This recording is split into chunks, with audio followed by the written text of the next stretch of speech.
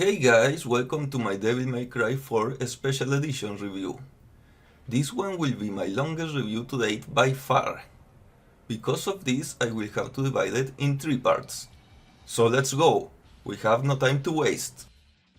But before we start, I need to clarify something that I said in my Bayonetta review. When I said that Devil May Cry 4 was better than the first Bayonetta, I was comparing the special edition with the Bayonetta and Vanquish 10th anniversary bundle for the PS4 that I played, which did the typical re-release in newer console stuff, like 60 FPS, better performance, etc. While the special edition did that and a lot more, so it was not a fair comparison. The original Devil May Cry 4 was a 7 out of 10, which means it was tied with the original Bayonetta. Because even though I still stand that Devil May Cry 4 has better gameplay that has aged better than Bayonetta, it had other types of flaws. Like in the story mode there was too much backtracking, 3 times of reusing bosses without changing anything about them, and not the best selections of enemies in the series. The version I played of Devil May Cry 4 Special Edition is the PS4 one, and I played it on a PS5, so that is the one I will be reviewing, which doesn't change any of that stuff I just mentioned, but it does add plenty of new stuff to make the game better, like Turbo Mode, which is a 20% increase to game speed, Legendary Dark Knight Mode, which is basically another hard mode with larger amounts of enemies, much higher texture and visual fidelity, and tighter performance and frame rate. But the best addition is the 3 new playable characters, which are Lady, Trish and Virgil. Also, while I won't talk much about the story, I will mention important events, the main characters and boss battle that will spoil important plot points of the main story. So there you got your spoiler warning. First, let's start with the main plot of the game, since it is very simple. Nero, Kyrie and Credo are part of the Order of the Sword, who are a religious group of knights who worship the legendary Dark Knight Sparda as a god. One day, in the middle of a congregation, Dante abruptly enters the church and murders the High Priest Sanctus. Not only that, but a huge army of demons invades the city, and because Kyrie is in danger, Credo helps her escape. And since he is the captain of the Holy Knights, he orders Nero to help the civilians and to stop Dante. In his journey, Nero finds a lot of secret stuff about the Order of the Sword that will change his life and the way he views them. Let's just say that it didn't turn out to be so good like they tried to come off after all. Now let's talk about the main characters of the game. Nero. For anyone who is new to this game, you might be surprised that the main character is not Dante, who has been in that role since the very beginning, and for most of the rest of the games as well. Because of this and his charming personality, he has been the most recognizable and iconic character in the franchise. But this time it is Nero's turn because Capcom wanted a new main character that could be more accessible for new players. He's a very young demon hunter, and unlike Dante, he's a far more serious character, though he still makes a few jokes sometimes. He's also a lot more impulsive, a rebel full of anger and teen angst. You got a jacked up notion of fair play, pal. And it's beginning to piss me off. Even though he doesn't believe in the religion of the Order of the Sword, he still works for them, and he's willing to risk everything to find out the truth about them once he starts to investigate what's going on. But what he cares the most is Kyrie, the love of his life. He's a very likable character that works very well for an action game like this, since you do feel like a badass when you play as him, and that's because you can challenge his anger with his aggressive gameplay. But sadly he doesn't get that much development in the story. mostly because he never believed in the religion of the Order of the Sword in the first place. So it's not that much of a shock to his worldview when he finds out the nefarious truth about them. I get it that the story of a young, loyal believer of a cult that he eventually finds out about their true evil nature and turns his entire worldview upside down is very overused. But that's because it is a story trope that tends to work very well when you execute it right. Kyrie. She's a supporting character for Nero. She is his childhood friend and his love interest too. She is the songstress of the Festival of the Sword and Credo's younger sister. She is a very kind and gentle soul. She is also willing to go into danger to help others, even if she lacks any kind of combat skills. This is a good base for her character, but sadly her role for a big part of the game is just being the damsel in distress, and also she doesn't get any character development. At one point, the villain Agnus tries to put her against Nero, trying to convince her that he's a monster because of his demon arm. But then he just kidnaps her by force anyways. So it is not like temporarily putting her against Nero accomplished anything. Credo. He's the Supreme General of the Order of the Zois Holy Knights and also Nero's mentor, even though he doesn't like his rebellious attitude. He's very noble and loyal to the Order, and he also cares a lot about his sister Kyrie. Because the Order of the Swords wants to stop Nero from discovering the truth at all costs, they send Credo to stop him and they get into a fight, showing that Credo is willing to attack his friend for the good of the Order. After Nero wins the fight, Agnus kidnaps Kyrie like I mentioned before, and Credo turns off the Order as soon as they get Kyrie involved, showing that he cares more about his sister than the Order itself. Dante. If you haven't heard of Dante before, and this was your first introduction to him, then based on the opening, he's the mysterious funny dude that killed the Pope guy. But it doesn't take long for the game to show that what Dante did was not a bad thing at all, since the evil intentions of the Order of the Sword are revealed to the player very soon. Goes to show you that they didn't want Dante, the previous protagonist of the franchise, to come off as a bad guy for too long. But for most people who already know him, they will be happy to see their favorite red-coated, sword-wielding gunslinger with silver hair that also makes a lot of silly jokes kicking ass again. Even in the Devil May Cry fandom, it is very common to refer Dante as the wacky woohoo pizza man! And yeah, he might be a very silly character, but it is that charming personality what we love so much about him. Like I mentioned in my Bayonetta review, Dante follows the trope of the super OP character that doesn't take almost any fight they are in seriously and constantly makes fun of their enemies that we usually see in many hack and slash games. If anything, Dante started that trope all the way back in the first Devil May Cry. Because of this, he's one of the most iconic video game characters ever. So much that Dante is more loved and well known than even main characters of other more popular gaming franchises. But we can talk more about him and his impact on the hack and slash genre when we cover the other games where he is the main character. For now, all you have to know is that at first he's an antagonist for Nero, to eventually becoming his ally and mentor. You don't get told much about Dante's past directly in the cutscenes.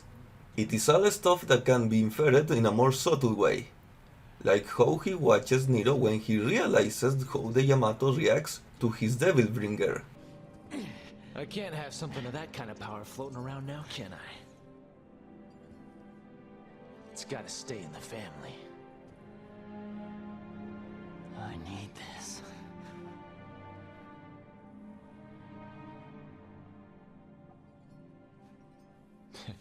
Then keep it.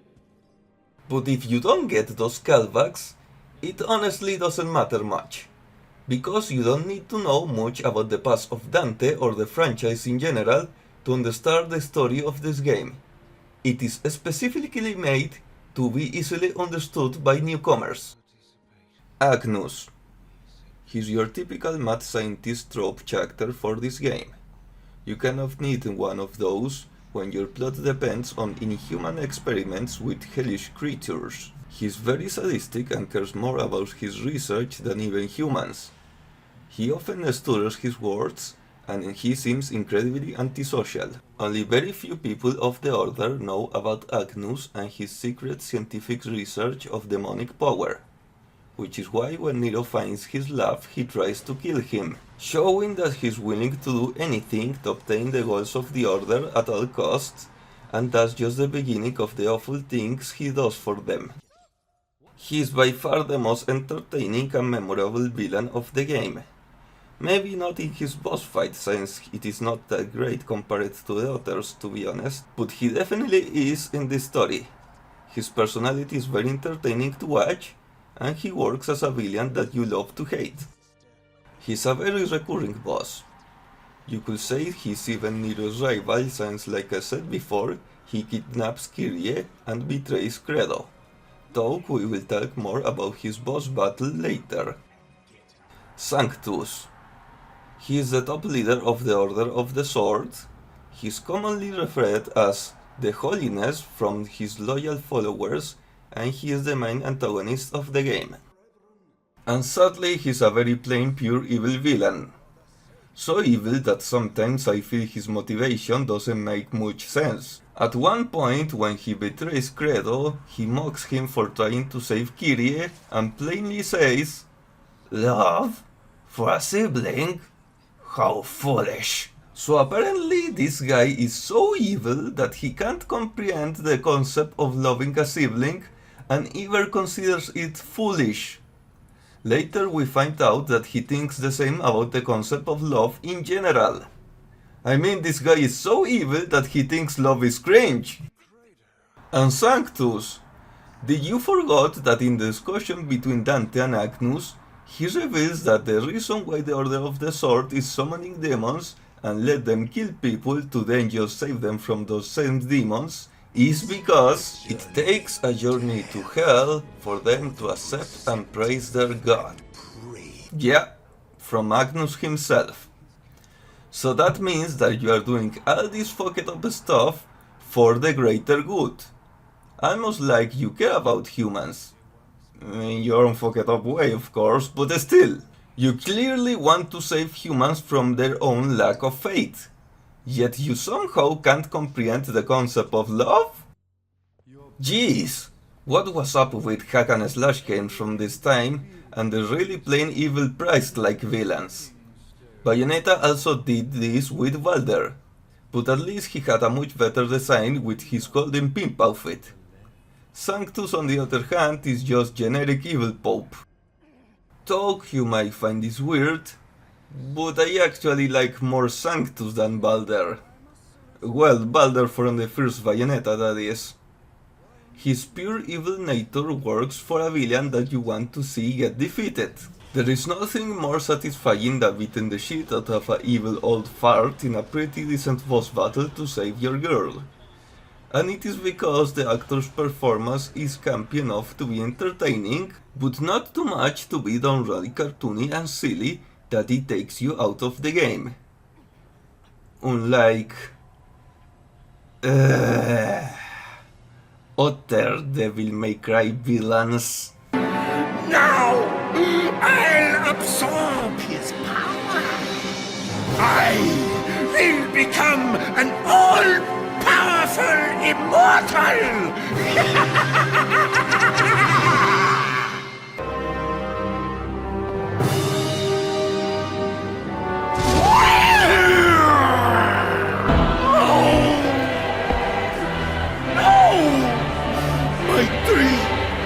My life! I was going to be the king of this world! King? Yeah. Here's your crown.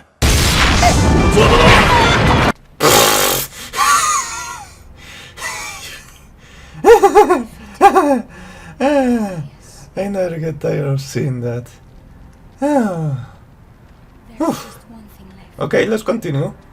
You probably have noticed that I didn't say anything about the other playable characters like Virgil, Lady and Trish.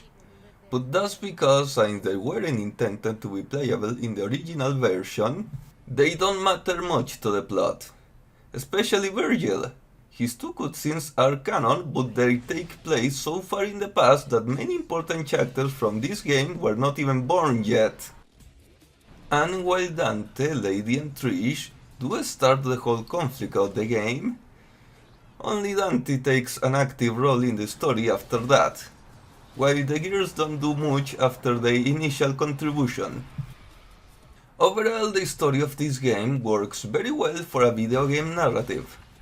It is a pretty decent story that mostly serves as an excuse to put your characters into a lot of different and interesting gameplay situations, while also incentivizing the player to keep going to see what happens next.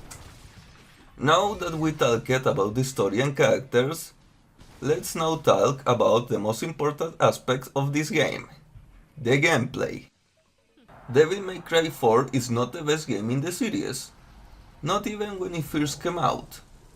But until the arrival of Devil May Cry 5, 4 had the best gameplay in the franchise, which is still the same in the special edition. So to explain why the gameplay is so good, first let's talk about the stages, and later we will talk about the playable characters. By the way, something that is important to mention is that you will have to do one half of the game as Nero, then most of the other half as Dante. Then you will go back to Nero near the end. The stages are called missions in these games, and the missions with Nero are exactly how they are in most Devil May Cry games. You go in a pretty linear path until you eventually find a more open area with multiple places to explore. Usually there's a main closed door that you have to go through to progress, and to unlock it you might need to find a special item, or the other option might be a puzzle, or a platforming section that you might need to get a new ability hidden somewhere to finish it. Very light Metroidvania style. You will also usually find plenty of enemies as you progress in the mission, like in most of these kind of games. The missions with Dante are a lot worse, because it is mostly backtracking the missions you already did with Nero.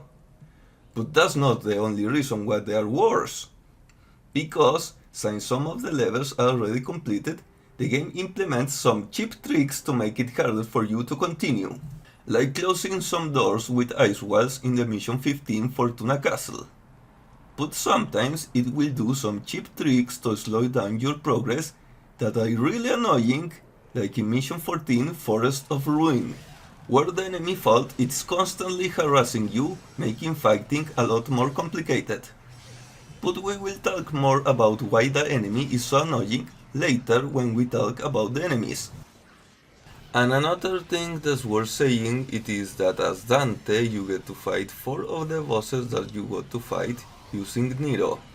Those will be Burial, Vael, well as Dante you fight Dagon, which is just a slightly harder version of Vael, Echidna and Agnus, which wouldn't be a bad thing, except for the fact that you have to fight them again for a third time with Nero in a boss rush mission. By the way, unlike most gamers, I don't have anything against a well done boss rush. It is just a gaming trope, and to me, it will be good or bad depending on its execution. Not to mention the Devil May Cry franchise usually does them well, but this is not one of those cases, since fighting those bosses for a third time feels very redundant. If you're having trouble with the missions, you can buy recovery items in the Divinity statues that serves as the shop for these games, with red orbs as your main currency that you collect by beating enemies or exploring the stages. There is also items that you can use to recover your Devil Trigger Gouge that are called Devil Star, but we will talk more about what the Devil Trigger is later. Another great item it is the Holy Water that can instantly kill plenty of enemies and even greatly hurt bosses. You can also buy new abilities and moves there, though these require the unique currency type which are the Proud Souls. But be careful because the prices will increase the more stuff you buy, so make sure to choose what you need carefully. If that's not enough, you can also collect some blue orb fragments that you can find hidden in the stage.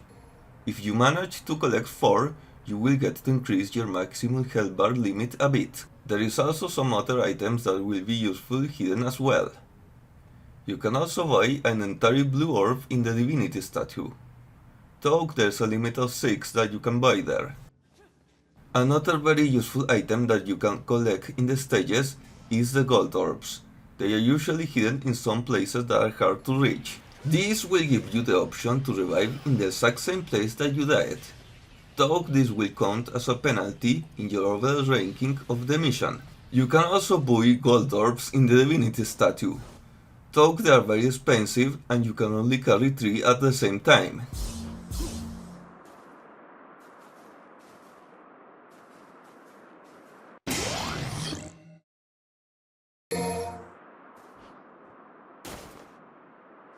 Hey, what's up?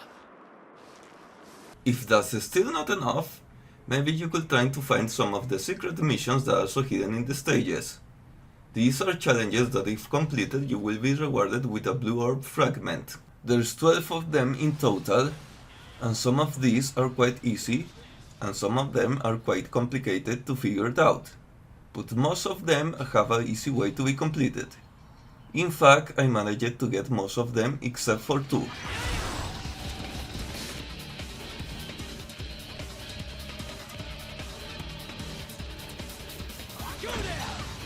There is also the combat adjudicators.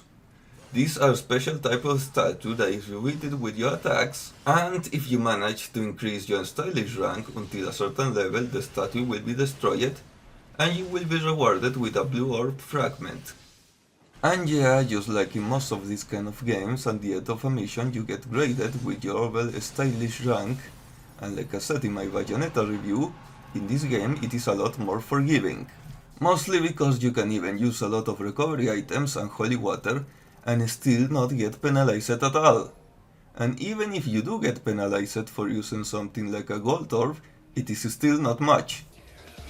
Before we continue with other aspects of the gameplay, I will briefly mention the music, which is really good.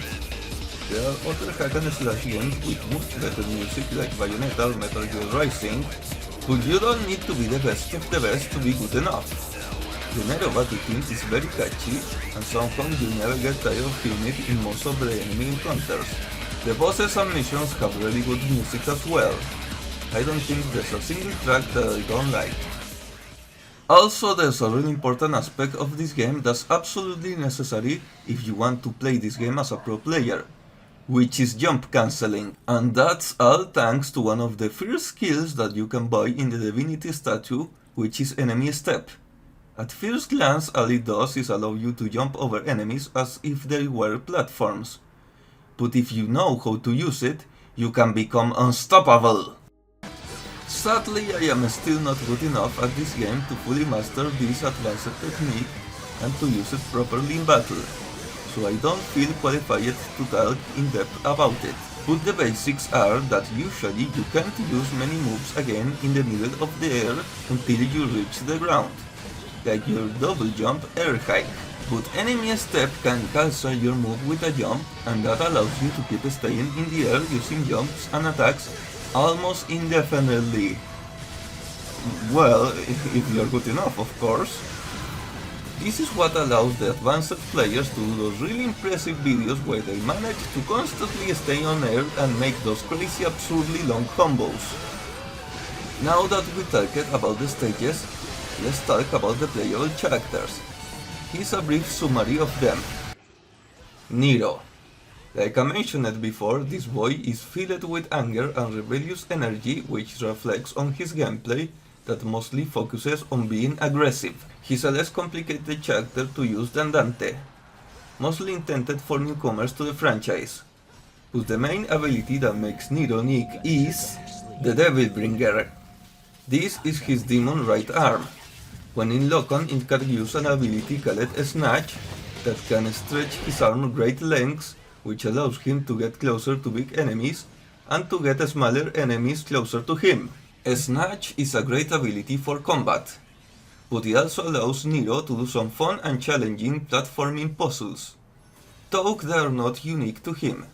Virgil and Lady are the only other characters that can also do those. In these platforming sections, Nero grabs objects to move himself through the stage and fall in platforms that are too far away to reach by just jumping. They can be a bit complicated, but they are very satisfying to complete. His Devil Bringer also allows him to grab enemies and throw them around, dealing great damage to them. This ability is called Buster, but you don't want to use it too much because Nero can't do anything else until the animation of the grab is done. So you are exposed to be attacked while that's happening. Make sure to pay attention to enemies around you. Also, Nero does a different grab with almost every enemy that deals different amounts of damage. So you will have to remember each one of them and have them in your mind when you deal with different situations and combinations of enemies. Some strong enemies and bosses are immune to the Devil Bringer grab, but if you hit them enough, they will get into a weakened state in which they are vulnerable to the booster grab and you will deal a massive amount of damage to them.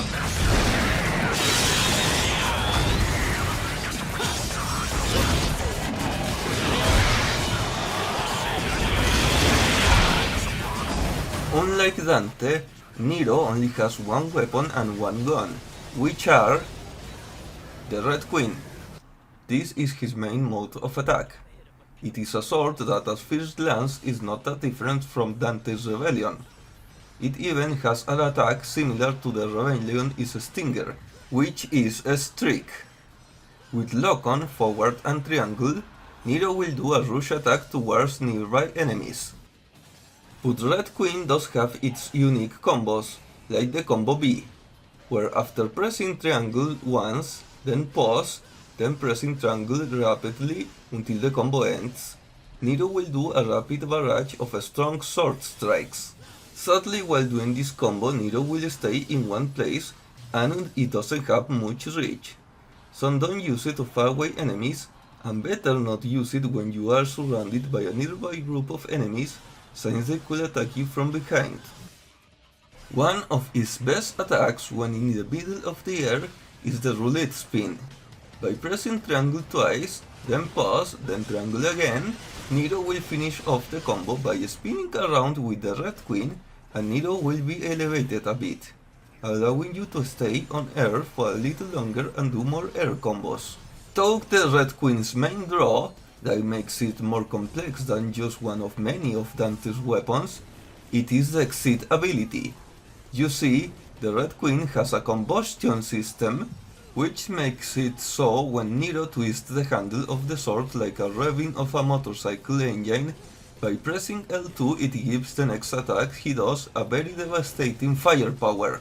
These are the X versions of Nero's abilities with the Red Queen, and most of them had a X version, but not all. This X gauge can be charged up to 3 power levels, though you will need to press the L2 button more than once to get to a higher level. Also make sure to press the button all the way to the end to get the most of it. You don't need to use the Exit ability to use Nero on the most basic level, but if you want to use him to his full potential, you will have to learn to master this ability. Sadly, at first I was not good enough to use this ability at all. Having to constantly think when to use it without wasting it so the charging was not for nothing was too much pressure for me, so I was not using Nero to his full potential yet. Until recently, when I mastered the basics and decided to experiment again with the Exit ability, which turned out great, though I am still far from mastering this ability to the fullest. Blue Rose. This is Nero's personally designed big-ass revolver gun. At first glance, it doesn't seem to work that differently from Dante's guns, which are ebony and ivory, but the main draw of the Blue Rose is its ability to charge its shots. By holding a square, meanwhile Nero can be doing anything else, and once the button is released, the shot will be fired. It can have up to 3 charge levels, and they are shown by the Devil Bringer glowing different colors. The third level is the strongest one. At first it might not seem worth it to be charging all the time, but after a few seconds it will create a huge explosion that does a lot of damage. But be careful, because releasing the button when Nero is being damaged will waste all your chariot energy and you will have to start from zero again. Lastly, it is Nero's Devil Trigger. You see, in the Devil May Cry games, there is this ability that works as a temporary power-up to deal with enemies and to recover some health too. But this depletes the Devil Trigger gauge, which can be filled by doing different actions like fighting and defeating enemies, narrowly avoiding attacks, etc. This one is activated by pressing L1, and its unique aspects are the spectral form that appears wielding the Yamato sword and will attack alongside each of Nero's strikes. But that's not all. It will also make different Devil Bringer grabs that deal more damage. Also, as long as this power-up is activated, Nero will slowly regain his health. Also, it gives Nero a few new abilities like shoot and summoned swords, similar to Virgil, alongside his normal shots. Also a new very powerful technique called Showdown, with lock-on, forward, with triangle and circle. It is a slow target attack, and if it lands, Nero will do several slashes in a row that will do heavy damage. Now that I have explained what makes Nero so unique, it is time to see him in action. Let's go kick some ass, baby!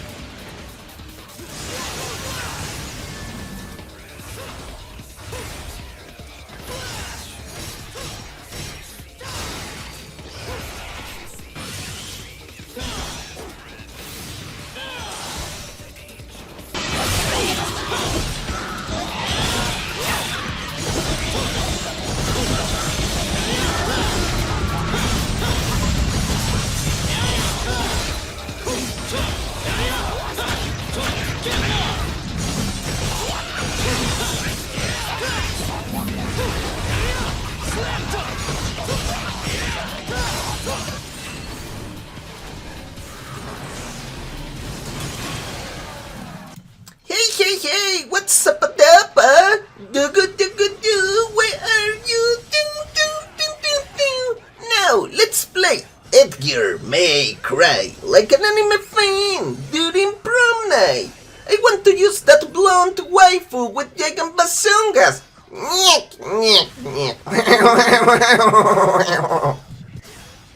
Sorry, Rat, you are too late. The video is already over. What do you mean? I even brought my own controller and an N64 just to play Smash Bros. And did the fucking conk racing. I want to be Timber. But what class of friend are you that don't wait for your old froggy pal to play?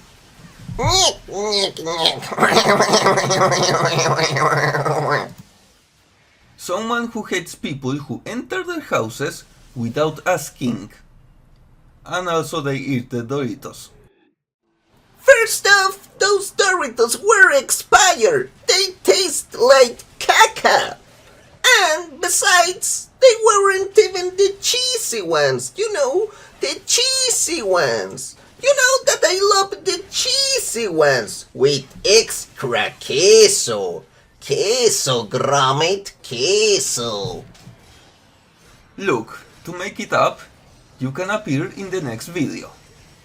So now, get out. Please? Jeez, what a temper! You know, you're a grumpy one. You remind me of Oscar the Grouch from Plaza Sésamo, Sesame Street. No wonder you're not cool like Parappa the Rapper. That little pup is a badass. He can rap all day, even when he's taking a shit. And he's funny, you know, like Duke funny.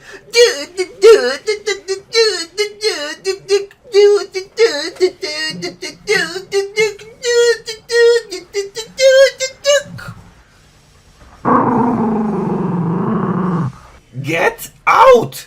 Now! Well, now that we got rid of that annoying frog, we can finally end the video. In the next part we will talk about the other remaining playable chapters. In fact, like I said before in the beginning of the video, we have so much more to talk about that we have to divide this video in 3 parts. But either way, we will see about that when we get there.